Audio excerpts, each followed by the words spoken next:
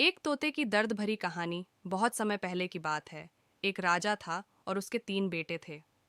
राजा बहुत ही बूढ़ा हो गया था और वह यही चाह रहा था कि कोई उसके गद्दी को संभाल ले। एक दिन राजा ने अपने 3 बेटों को बुलाकर बोला, आज मैं तुम लोगों को एक काम के लिए बुलाया हूँ। सब लोगों को अपना काम बहुत ही ईमानदारी से करना होगा। राजा के 3 बेटे संकट में पड़ गए कि अब क्या होगा मेरा। लेकिन जैसे ही राजा ने बोलना शुरू किया, सब लोग चुप हो गए। राजा ने अपने 3 बेटों का इम्तिहान लेना चाहता था और उसने अपने पहले बेटे से पूछा, अगर आपको किसी अपराधी को सज़ा देने को कहा जाए तो आप क्या दोगे? पहले ने बोला, मैं तो जेल में डाल दूंगा।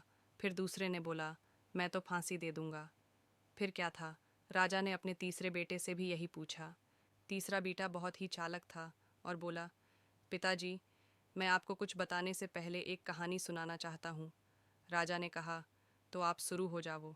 तीसरे लड़के ने बोला, एक बहुत ही अमीर राजा था और उसने एक तोता पाल रखा था और वह तोता से बहुत प्यार करता था। एक पल भी उसके बिना जी नहीं पाता था। एक दिन की बात है, तोता बहुत ही जिद करने लगा और बोला, मैं अपनी माँ से मिलना चाहता हूँ। तोते की इस बात को बार बार सुनकर राजा ने उसको जाने के लिए बोला और साथ में यह भी बोला, सिर्फ एक सप्ताह में वह लौट कर वापस आ जाए तभी। तोता बहुत ही खुश हुआ और बोला, राजा, आप बहुत ही अच्छे हैं, मैं जल्दी से वापस आ जाऊंगा। तोता अपनी माँ के पास पहुँच गया और बोला, माँ, राजा जी बहुत ही अच्छे हैं, मैं उनका यह एहसान कभी भी नहीं भूलूंगा। जब तोते को वापस आने का समय हुआ तो उसने सोचा, क्यों न राजा जी के लिए कुछ तो भा लेकर जाऊं। वह जंगल में एक ऐसा आम का पेड़ था जिसको खाकर कोई भी इंसान जवान और अमर हो जाता था। उसने सोचा, क्यों न मैं राजा जी के लिए यही लेकर जाऊं। तोता जब वह फल लेकर लौट रहा था तब रास्ते में काफ़ी रात हो गए और वह फल को नीचे रखकर सो गया। जब वह सो गया तो एक सांप ने उस आम को खा लिया और वह आम जहरीला हो गया। तोता जब सुबह सोकर उठा तो आम को लेकर राजा के पास गया और बोला, महाराज, मैं आपके लिए एक ऐसा फल लाया हूँ जिसको खाकर आप जवान और अमर हो जाएंगे। राजा ने अपने मंत्री को बुलाया और बोला, पहले इस फल को अपने पालतू कुत्ते को थोड़ा खिलाकर देखो। कुत्ता जैसे ही उस फल को खाया वह मर गया। यह देख राजा को गुस्सा आ गया और उसने तोते की बात सुने बिना ही उसका सर काट दिया। राजा ने उस फल को बाहर फेंकवा दिया।